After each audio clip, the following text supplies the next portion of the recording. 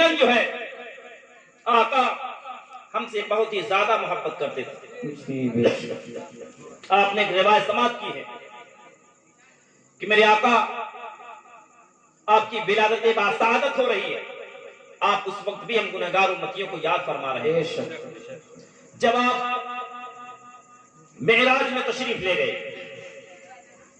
آپ نے وہاں بھی ہم گنہگاروں کو فراموش نہیں کیا، اپنے رب کی بارگاہ میں ہماری شفاعت کا وعدہ کیا، ہماری شفاعت کا وعدہ اپنے رب سے لیا، اور یہی تک محدود نہیں بلکہ جب پیارے آقا صلی اللہ علیہ وسلم کا وصال باکمال ہوا، جب آپ کا وصال باکمال ہو گیا، صحابہ کرام نے جب آپ کو قبر انور کے اندر اتارا، آپ قبر انور کے اندر اتارے گئے، تمام صحابہ جو حیران و پریشان تھے کہ ایک بار آقا کے چہرے کی زیارت کرا دی جائے، آقا کے رخ زیبا سے کفن شریف کو ہٹا دیا جائے تاکہ آقا کے رخ انور کی زیارت کر لی جائے۔ چنانچہ حضرت قسم بن عباس رضی اللہ تعالیٰ عنہ آپ قبر میں اترتے ہیں اور آپ کے چہرے انور سے کفن شریف کو ہٹایا جاتا ہے۔ کفن شریف کا ہٹنا تھا کہ تمام صحابہ کے سینوں میں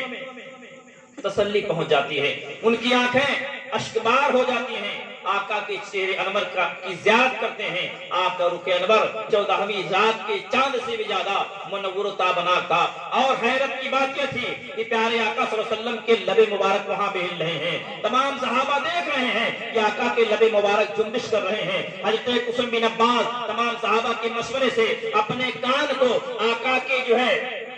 لب مبارک کے پاس لے جاتے ہیں، اور جو ہے لب مبارک کے پاس لے جانے کے بعد جو ہے لگاتے ہیں کہ سنا جائے میرے آقا کیا ارشاد فرما رہے ہیں، آقا کیا ارشاد فرما رہے ہیں۔ چنانچہ حضرت قسم بن عباس رضی اللہ تعالی عنہ جو ہے آپ اپنے کان کو پیارے آقا کے لب مبارک سے لگاتے ہیں، تو آپ نے سنا کہ میرے آقا یاد کر رہے ہیں، میرے آقا یاد کر رہے ہیں، لیکن مسلمانوں حضرت ابوبکر صدیق کو نہیں یاد کر رہے ہیں، حضرت عمر فاروق اعظم کو نہیں یاد کر رہے ہیں، حضرت عثمان غنی کو نہیں یاد کر رہے ہیں، حضرت مولا کائنات کو نہیں یاد کر رہے ہیں، اپنی بیٹی فاطمہ کو نہیں یاد کر رہے ہیں، اپنے نواز امام حسن حسین کو نہیں یاد کر رہے ہیں۔ اگر میرے آقا یاد کر رہے ہیں تو ہم گنہگار امتیوں کو یاد کر رہے ہیں، اور میرے آقا اپنی زبان مبارک سے فرما رہے ہیں رب حبلی امتی، رب حبلی امتی، اے رب میری امتیوں کو بخش دے، اے رب میری امتیوں کو بخش دے، اے رب میری امت کو میرے حوالے کر۔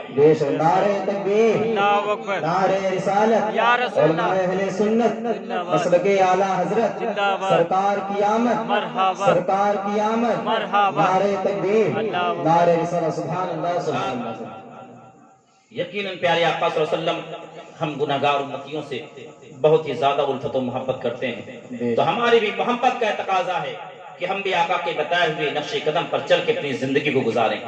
میں آپ کو بتا دوں کہ جو آج آپ حضرات نے سجایا ہے اور میلاد مصطفیٰ کی خوشی میں آپ گھروں کو سجا رہے ہیں، خرچ کر رہے ہیں، محفل کا انعقاد کیا، اتنا عالیشان آپ نے اس کا انتظام و انتظام کیا، علماء کو اکٹھا کیا، اس میں جو آپ خرچ کر رہے ہیں، یقیناً محفل میلاد مصطفیٰ میں خرچ کرنے سے گھروں کے اندر برکتوں کا نزول ہوتا ہے، رحمتیں آپ کے گھروں میں آیا کرتی ہیں۔ میں آپ کو فقط ایک بات بتا کے آخری رخصت ہو جاؤں، کیونکہ میرے بعد بھی حضرت العلام حضرت مولانا قاری عابد علی صاحب قبلہ کا مدلل و مفصل خطاب ہونا ہے اور ہم تمامی حضرات کو سماعت کرنا ہے۔ میں آپ کو آخری بات یہ بتا دوں کہ میلاد شریف کرنے سے غیر بھی جو فائدہ حاصل کر لیتے ہیں تو ہم کو کتنا فائدہ حاصل ہو سکتا ہے۔ آئیے میں آپ کو بتاؤں کہ جس وقت پیارے آقا صلی اللہ تعالی وسلم کی ولادت باسعادت ہوئی، اس وقت جو ہے صوبیہ نام کی ایک لونڈی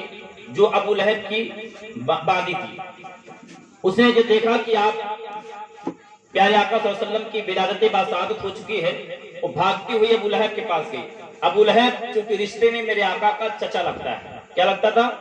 चचा लगता था। तो भागती हुई बड़ी तेजी के साथ जाती है और वहां जाने के बाद कहती है, ऐ अबू लहब, तुम्हारे भाई अब्दुल्ला के घर में बड़े ही हसीनो जमील बच्चे की पैदाइश हुई है। इतने खूबसूरत हैं, इतने खूबसूरत हैं कि इतना हसीनो जमील बच्चा किसी ने देखा ही नहीं है। किसी माँ ने इतना हसीनो जमील बच्चा पैदा ही नहीं किया है। आप यूं कह सकते हैं कि ऐसा हसीनो जमील बच्चा रब ने बनाया ही नहीं है, तो पैदा कहां से हो सकता है। चुनांचे जब वो पहुंचती है अबू लहब के पास और कहती है कि आपके भाई